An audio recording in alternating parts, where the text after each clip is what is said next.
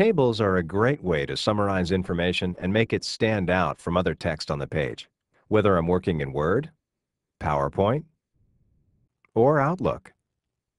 I can create tables in Excel too, but they are a bit different. See the link in the article associated with this demo for more information about Excel tables. Let me show you how to insert a table in Word. Let's say I want to add a table before my insertion point in this Word document.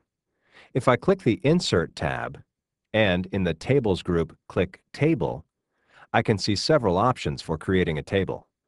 I can choose a pre-designed style from the Quick Tables gallery, which is new to Word 2007.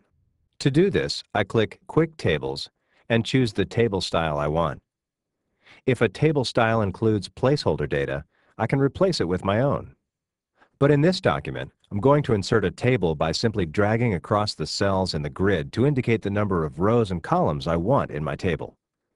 Notice that the proposed table appears in the document as I drag.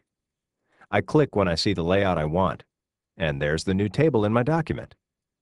Notice that a Table Tools tab has appeared in the ribbon, with a Design tab and a Layout tab that includes all of the tools I need to modify my table. Here's my table with some text in it. I can change the look of my whole table at once by clicking the Design tab and selecting a style from the Table Styles group. As I point to each style, I see a preview of how my table looks, formatted in that style. When I see the one I want, I click it, and instantly my humdrum table becomes a thing of beauty. If I click the More arrow, I can see all of the styles that are available. On the Design tab, I see lots of ways to easily change the look of my table.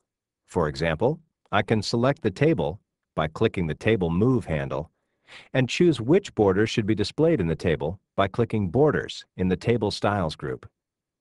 Clicking All Borders places borders around each cell. In the Table Style Options group, I can select or clear checkboxes to apply or remove styles from different table elements. I don't have to select an element before applying a style. I might want to make some more modifications to my table to suit the content. For example, I can change the column widths just by dragging the borders. I can format the text in a table just as I format text in the body of a document. If I want to insert a row at the top of the table, I click to place my insertion point in the current first row. Then I click the Layout tab, and in the Rows and Columns group, I click Insert Above and enter some text in the first cell. When I'm on the Layout tab, I might also want to experiment with text alignment. I can align text in the entire table or in a column or row. I can center or left align the text in the first column. If I want my new heading to span all of the columns, I select the entire row. In the Merge group, I click Merge Cells. And finally, after I've created a table I like, I can copy it and then paste it into one of the other Office programs, such as PowerPoint or Outlook, where I can use the familiar Office tools.